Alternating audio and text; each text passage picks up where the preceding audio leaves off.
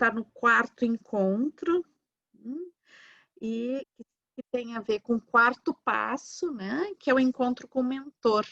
Então, o encontro com o mentor, ele significa quase o portal, né, é o momento onde a gente vai fazer a passagem. Então, os primeiros 3 encontros foi toda uma hesitação, se dar conta, receber um chamado, ver se eu quero ou não quero, né?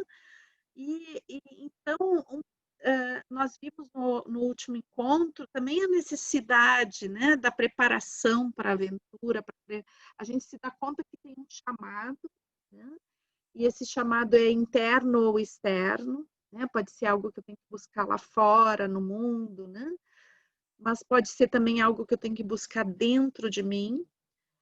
E então a gente viu um pouco essa resistência, né, a esse chamado, mas viu que depois dessa resistência há a necessidade então de uma preparação. E o mentor, ele vem, né, justamente lembrar, né, de que bom que tu não está sozinho, né? Então, que a aventura é tua, os pés são teus, é tu que tem que caminhar, né? Mas, de certa forma, tu estás acompanhado. E é super interessante isso, porque o mentor, ele vai aparecer em um determinado momento, né? Para te ajudar nessa preparação, né? Então, ele vai te ensinar uma série de coisas. Em geral, uma pessoa que tem mais experiência, né? Então, é uma pessoa que vai nos dar um conselho, é uma pessoa que vai nos instigar, ou que vai nos dar algo que vai nos ajudar na aventura, nos ajudar na busca do que a gente está sendo chamado, né? Mas, então, ele vai se apresentar nesse momento. Mas, na realidade, né, ele é alguém que, através dos seus conselhos e da sua presença e da sua experiência, né, de uma experiência que ele já construiu, ele vai poder te ajudar ao longo de todo o processo. Então, os conselhos, a presença, o talismã, ou a arma, ou o véu, ou seja lá o que ele te der, que vai representar essa sabedoria, né? Se ele acontece muitas vezes do mentor dar algo, né? Às vezes acontece de ele não dar nada, mas ele está dando a experiência, ele está dando algo que vai fazer com que tu se sintas acompanhado durante todo o percurso. Então, aquela presença dessa pessoa ou dessa entidade, né, ou desses conselhos, vão te acompanhar durante todo o percurso. Então, ele se apresenta nesse momento, mas ele vai estar presente também em outros momentos do percurso, de uma forma através do que ele ensinou, né? Através da memória daquilo que ele ensinou, através dos presentes que ele deu, da magia que significa esses presentes, dos poderes que estão nesses presentes. Então, acho que uma das coisas bem importantes, né, de quando a gente vai a gente busca um mentor, né, é poder reconhecer esse mentor. Então, eu peguei uma cena de um filme aqui que eu quero, então, passar para vocês, né? Eu vou trocar a tela aqui um pouquinho, que ele fala justamente da coisa do reconhecimento do mentor, né? Então, é um momento de um filme onde existe o não reconhecimento. O personagem não reconhece o mentor. Então, hoje eu vou trazer 2 filmes em 2 momentos diferentes que têm a ver com algumas coisas que eu vou explicar. Então, deixa eu ver aqui. Essa tela que eu abri aqui agora para vocês. Então, já botei o som, tá? Depois, se der qualquer dificuldade, vocês me falem. Mas, a princípio, vai estar com o som também.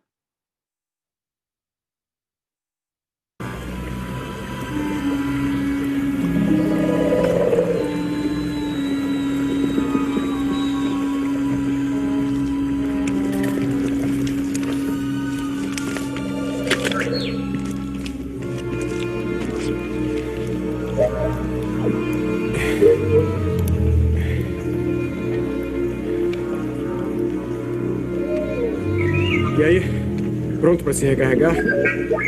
Muito bem. Vamos ver. Isso aqui. Prontinho. Agora eu só tenho que encontrar o tal Yoda. Se é que ele existe.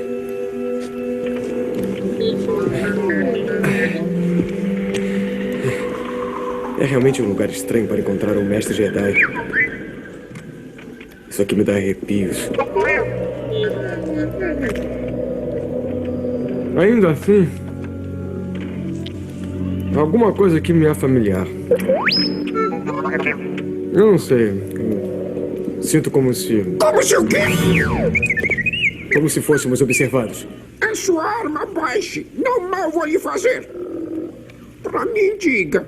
Aqui estão por quê? Eu procuro alguém. Procura? Encontrou alguém você já? Certo. Ajudar você eu posso sim. Eu acho que não. Estou procurando um grande guerreiro. Ah, grande guerreiro.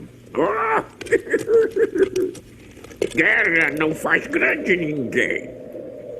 Ah.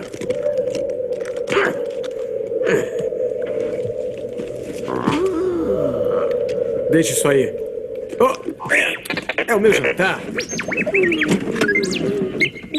Como grandes você ficar podem comendo essa comida? Escuta, amigo, eu não pretendia pousar naquela poça e queremos tirar nossa nave, mas não podemos. Então, por que você não... pode a nave tirar. Oh, sai daí! Não! Você podia ter quebrado isso. Não faça isso.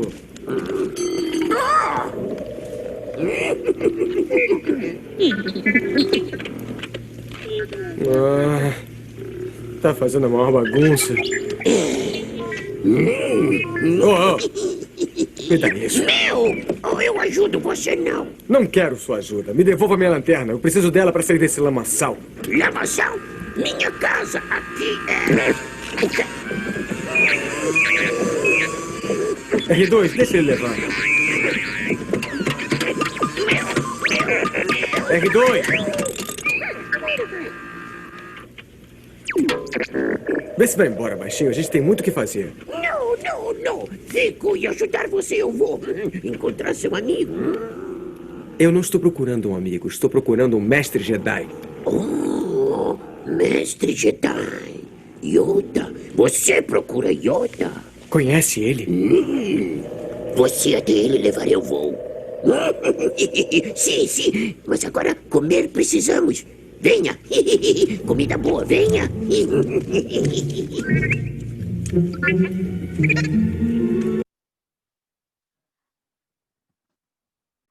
Ok, pessoal. Então, ele não reconhece, né? Ele está na frente do Yoda, ele está ali, está o mestre, e ele não consegue reconhecer. Né? Então, voltamos aqui à nossa apresentação. Né? Então, essa passagem, ela nos fala disso, né? De que, às vezes, a gente tem mestres ao nosso redor, pessoas que podem nos ensinar, que podem nos ajudar, e a gente não consegue valorizar, porque a gente tem uma ideia, né, a respeito desse mestre, que ele vai ser de determinada forma, né? E essa ideia pré-concebida nos impede de reconhecer o valor, né? E reconhecer a experiência de algumas pessoas que poderiam nos ajudar. Então, acho que é bem importante a gente ter essa reflexão. Quem são os mestres que nos cercam nesse momento? Então, aqui a gente vai falar um pouquinho da literatura, do cinema, né? Porque eles vão estar com essa representação, né? Do que seria esse mentor ou esse mestre. Daí vocês têm que ver achar isso no concreto na vida de vocês, né?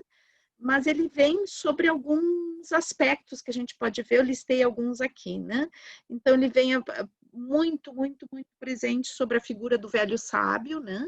Por quê? Porque o mentor, em geral, ele é uma figura mais velha, né? Então, ele é um senhor da experiência, ele é alguém que já viveu coisas e que sabe traduzir o mundo de determinadas formas, sabe o que tem valor e o que não tem valor, né? Então, a gente viu agora há pouco na cena do filme, né, que o Yoda diz, tu tá procurando um grande guerreiro, o que significa guerra, né? A guerra não é importante. Então, muitas vezes o mestre, o mentor, ele vai te dar esse tipo de orientação, né, que tem a ver com uma experiência de vida. Mas também a gente vai ter algumas vezes uma fada madrinha, né, que tem a ver com também uma presença espiritual, né, uma experiência, uma presença que tem a ver com, não com uma presença física de alguém, mas uma memória, um símbolo, uma figura que nos chama, né, e que a gente sente, que a gente pede ajuda em alguns momentos e que a gente sente uma presença que não é uma presença humana, física, né? Pode ser um amigo, às vezes, o mentor, né? Alguém que a gente sinta confiança de se abrir, de se colocar, né? E nos contos de fada, né? Nos contos, nas histórias, muitas vezes é um animal, pode ser uma planta, né? Como uma árvore muito antiga, que tenha muita sabedoria, um animal que represente essa sabedoria. E às vezes, concretamente, um animal ele pode nos dar esse impulso, né? Esse impulso de alguma forma, se fazer presente na nossa existência e nos dar coragem de seguir em frente. E uma das coisas assim bem interessantes também, né, é que muitas vezes esse mentor ele aparece inicialmente como se fosse um inimigo. Então é aquela pessoa, aquela situação que te provoca, que te faz sentir um certo mal-estar, porque para te tirar da zona de conforto, né? Então é muito comum a gente ver mentores que são um pouco ou exigentes ou eles provocam situações que te desestabilizam e são situações incômodas, né? Mas daí com isso existe um aprendizado, né? Então também pode existir esse tipo de mentor. E daí, quando a gente encontra o mentor, né, é importante a gente se deixar ajudar e se deixar aprender, né? Então, existe muitos de nós, muitas vezes, querem saber tudo, né? Existem pessoas que parecem que têm uma exigência de estarem prontas. Então, é, é, a pessoa diz que sabe fazer tudo, né? Ela não tem que aprender nada. Ah, tu faz tal coisa, sim, eu faço. Faz outra coisa, sim, eu faço. É um excesso de coisas que a pessoa diz que sabe, né? Então, é importante a gente assumir e perceber que a gente não sabe fazer tudo, né? Que a gente não é perfeito, que não sabemos fazer tudo, que cometemos erros e que necessitamos sim de ajuda e aceitar ajuda não é se humilhar, né? É um estado de humildade, né? De perceber que precisamos de uns dos outros. Então, é super importante dentro desse processo, né? Para que a gente possa realmente receber um mentor na nossa vida, é perceber que a gente tem coisas a aprender, né? E precisa de ser ajudado.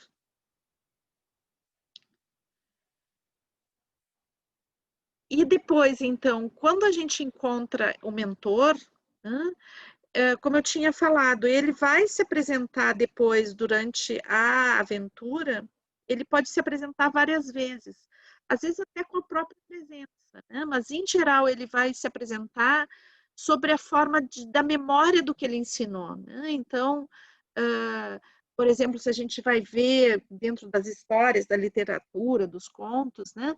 Ele te ensina a usar uma arma.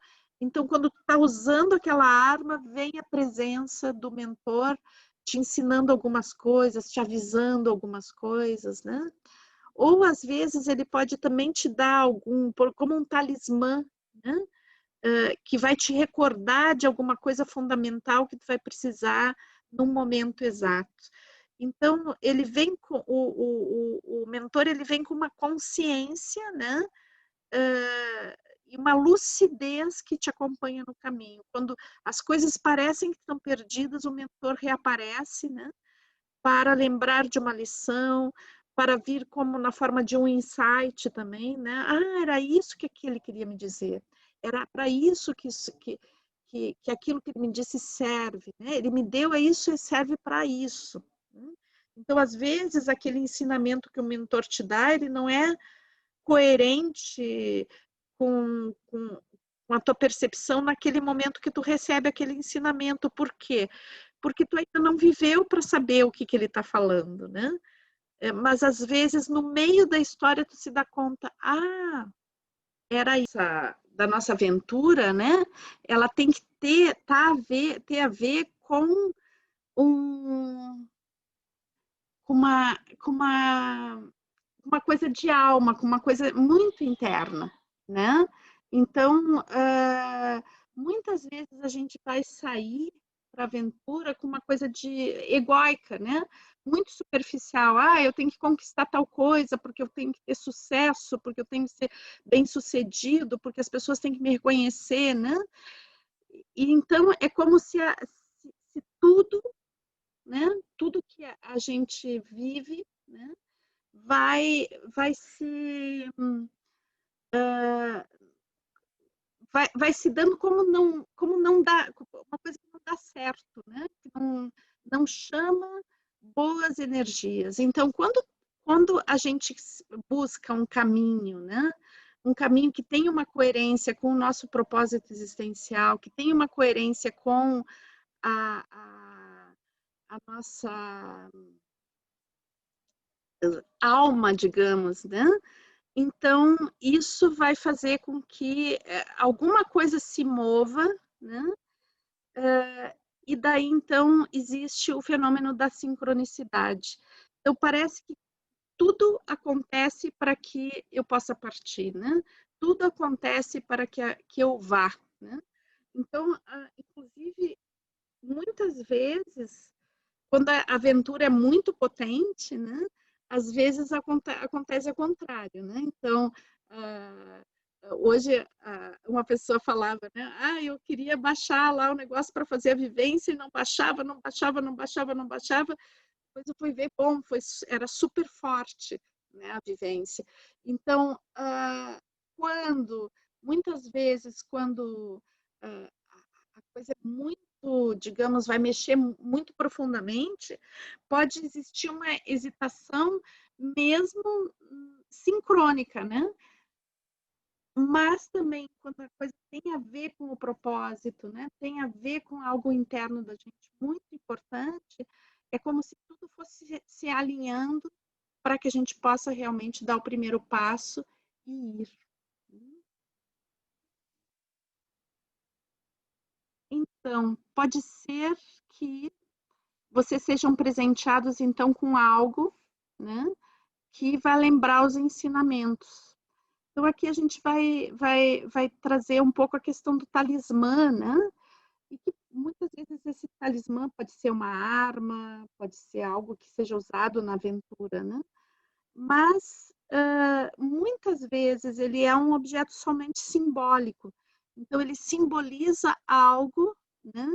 Que tem a ver com o poder pessoal de vocês. Né? Simboliza algo que vai recordar vocês de quem vocês são ao longo da trajetória. E muitas vezes vai ser o mentor que vai dar esse objeto para vocês. Né? Então, uma das coisas super importantes, hoje a gente estava falando de competência, né? De ser competente, de profissionais competentes, de pessoas competentes. Né? Então, uma das coisas bem importantes no mentor, e eu acho que a gente eu estava falando de reconhecer um mentor, né? E também a gente saber se deixar guiar por pessoas que realmente nos queiram bem, nos cuidem bem, né? E não estejam ali buscando os seus próprios propósitos. Né? Então, o mentor, ele tem essa característica de autodoação, de pensar realmente, de estar junto com quem ele acompanha realmente. Então, uma das coisas que é super importante, né, é que os ensinamentos e os presentes que o mentor te dá, eles têm que estar a serviço de te recordar o teu próprio valor, o teu próprio poder. Tá? Então, ele não tem que estar a serviço do mentor. Ele é um facilitador, na realidade, o mentor, né? Então, ele não pode estar fazendo tu agir em função dele. Ele tem que estar te facilitando a que tu te ouça. A função dele é essa. Então, aqui a gente tem, né, desde o amigo, mas a gente também tem os terapeutas, os facilitadores, né? Que eles jamais podem transformar uma situação para se favorecer. Né? O propósito de um mentor é fazer com que o discípulo, a pessoa que ele está acompanhando, resgate o seu poder e siga seu caminho. Então, esse é o papel dele. Então, quando vocês estão se preparando para uma aventura, quando vocês estão se preparando para ir para o mundo, né? Eu sinto que é muito importante a gente estar atento a isso, né? A gente merece pessoas que nos cuidem e que nos deem a mão para que a gente siga o caminho pelos nossos próprios pés, né? E bom, isso é uma coisa que a gente tem que estar atento sempre. Então, o verdadeiro mestre tem a missão de colocá-lo em contato com seus potenciais adormecidos, né? E ele vai conseguir enxergar os teus potenciais, às vezes o potencial que nem tu enxerga, ele enxerga e ele te coloca, te favorece o contato com esses potenciais.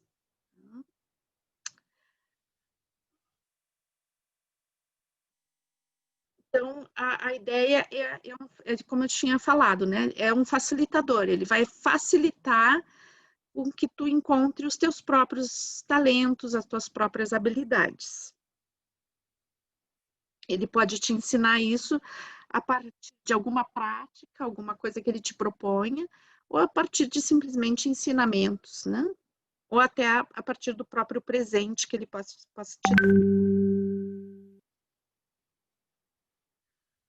E às vezes ele pode ser duro e exigente, né? Então, às vezes, aquele empurrãozinho, né, para que o voo aconteça, ele é importante. Então, o fato de colocar uma pessoa em contato com seus próprios potenciais e facilitar, não significa estar sempre mimando e cuidando e sendo super docinho. Às vezes tem que ser duro, né? E daí, então, eu trago agora um outro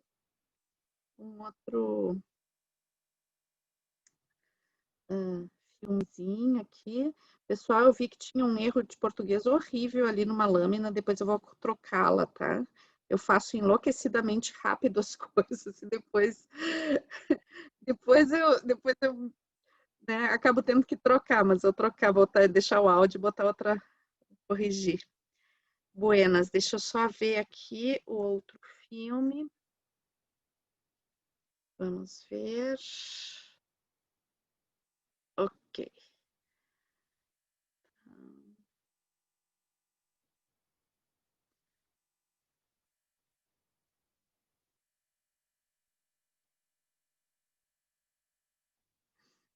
Um pouquinho.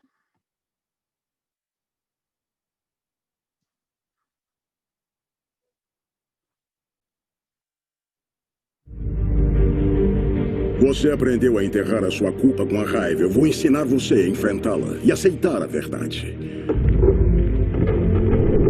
Você sabe como lutar com 6 homens. Podemos ensiná-la a dar conta de 600.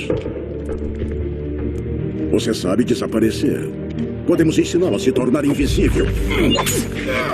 Invisível? Davi! O ninja sabe que invisibilidade é questão de paciência e agilidade.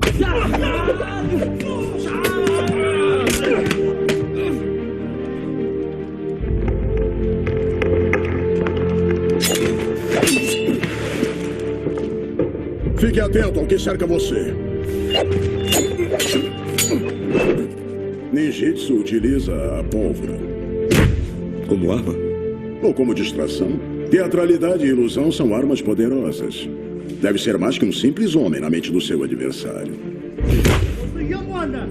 Quem é ele? Era fazendeiro, mas tentou roubar a terra do vizinho e virou um assassino. Agora está preso. E o que o aguarda? Justiça? O crime não pode ser tolerado. Os criminosos se beneficiam com a tolerância da sociedade compreensiva. A morte dos seus pais não foi culpa sua.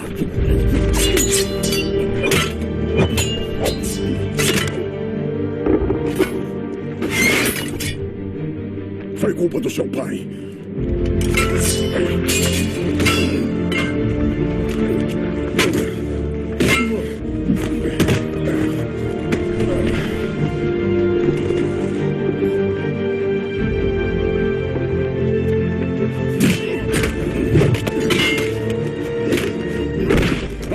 Não muda o fato de seu pai ter deixado de agir. O homem estava armado. Isso deteria você? Eu fui treinado. Treinamento não é nada. A vontade é tudo.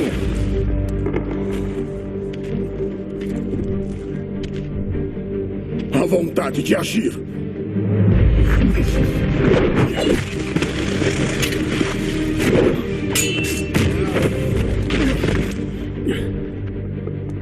Anda assim. Você não me derrotou. Ficou vulnerável para tentar um golpe vencedor.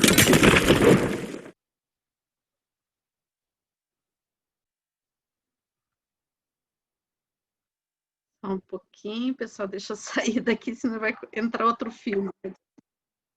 Ok. Entra outro filme imediatamente.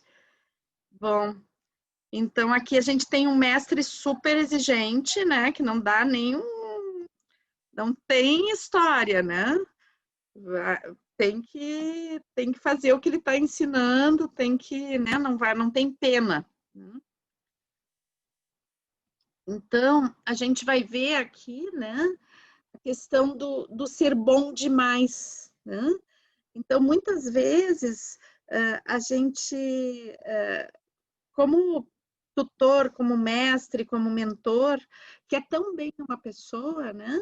Que daí entra na coisa de não confiar mais na pessoa. Né? Então, uma das coisas importantes do nosso mentor é que ele confie na gente. Quando ele começa a super proteger, significa que ele não confia. Né?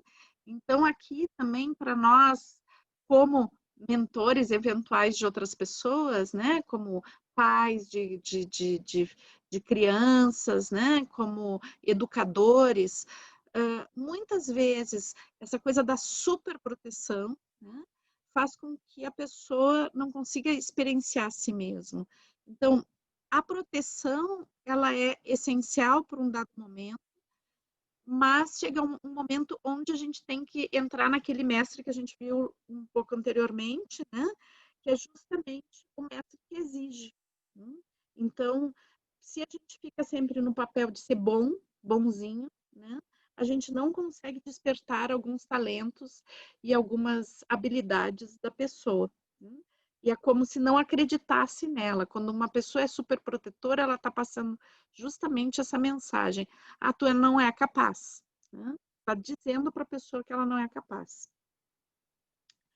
Então, aqui eu queria trazer só um fragmento de uma história, né? Não vou contar ela toda, que não tem tempo, mas que é uma história que, inclusive, está no livro As Mulheres que Correm com os Lobos, né? Eu tenho um vídeo inteiro, se vocês quiserem ver um pouco a análise de toda a história da Vassaliça, né? Daí entrem no meu canal que tem ali a história inteira dentro do percurso do Mulheres que Correm com os Lobos. Mas eu queria justamente trazer, para aprofundar um pouco essa coisa do bom e do bom demais, né? Trazer um pouquinho dessa história, que é assim, a Vassaliça é uma menina, né? Uma menina de 10, 11 anos, e a mãe dela sabe que vai morrer, né? E então ela dá para a menina, antes de morrer, ela dá para a menina uma boneca. e depois morre, né? E essa boneca, depois na aventura que a Vassalissa vai viver, é fundamental, porque a boneca ela vai ajudar a Vassalissa, né, a se guiar no meio de um bosque muito profundo, né, e achar, né, lá dentro desse bosque, uma pessoa que iria ser um segundo mestre, né, que vai realmente daí ser um mestre super exigente, né? Então, como se a mãe fosse um primeiro aspecto de mentor e o segundo aspecto de mentor fosse essa pessoa que vai ajudar ela na floresta, que é uma velha bruxa, né? Que é a Baba Yaga. Então, eu queria trazer justamente essa passagem, né, da morte da mãe, onde ela dá essa boneca para a Vassalissa, que representa justamente isso, né, que essa coisa da proteção, né, ela é importante para nossa formação. É muito importante que a gente se sinta protegido, né? Bom, dentro da formação de uma criança, então, na primeira infância, é super importante a gente ter pais atentos, cuidadosos, que nos cuidem realmente. Mas, à medida que a gente cresce, esses pais continuam sendo protetores, eles começam a ser protetores demais, né? Eles são bons demais. Então, aqui a gente tem simbolicamente a morte da mãe, é uma morte simbólica, né? É uma morte que significa que a proteção, a Vassalissa já tem idade para receber a boneca, né? Já tem a idade de que ela possa confiar na sua própria intuição. Então, a boneca, nesse sentido, ela representa a intuição da Vassalissa, a capacidade, essa sabedoria inata, né? Então, o que a mãe dela diz, na realidade, para ela? Olha, agora tu já tem, o que eu tinha que te ensinar, eu já ensinei. E essa boneca, ela simboliza isso. Então, a boneca, em um determinado momento, ela vai avisar a Vassalissa, né, de uma série de perigos que ela está correndo, vai indicar caminhos, e ela representa a intuição da Vassalissa. Eu queria trazer essa história também para que vocês possam depois, quem sabe, olhar o vídeo inteiro, né, para poder ter ideia assim, mais profunda dessa história, né? Bom, e então, outra coisa que eu gostaria de ver com vocês é essa questão da idealização do mestre, né? Então, a gente viu lá no início que muitas vezes a gente vai idealizar o mestre e não vai conseguir reconhecer ele pela questão de que tem uma imagem ideal e essa imagem ideal não corresponde àquele mestre que se apresenta.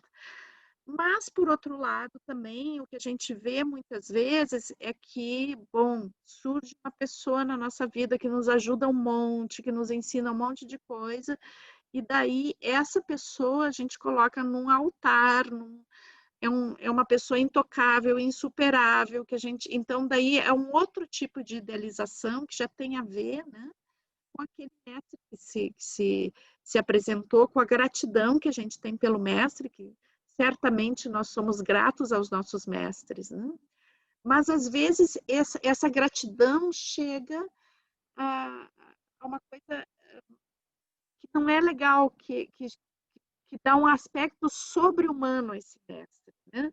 É como se ele não ele fosse uma figura inatingível, uma figura que ele não precisa de ajuda, ele não tivesse necessidades, então fica como alguém que tem uma capacidade infinita de doação, né?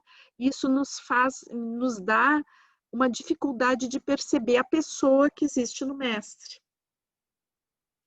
Então, é muito importante que a gente possa reconhecer a humanidade dos nossos mestres, né? Então, eles não precisam ser um super, hiper ser humano para ser um mestre, né? Eles podem ter a sua vulnerabilidade, a sua fragilidade, cometer os seus erros e continuarem sendo mestres, né?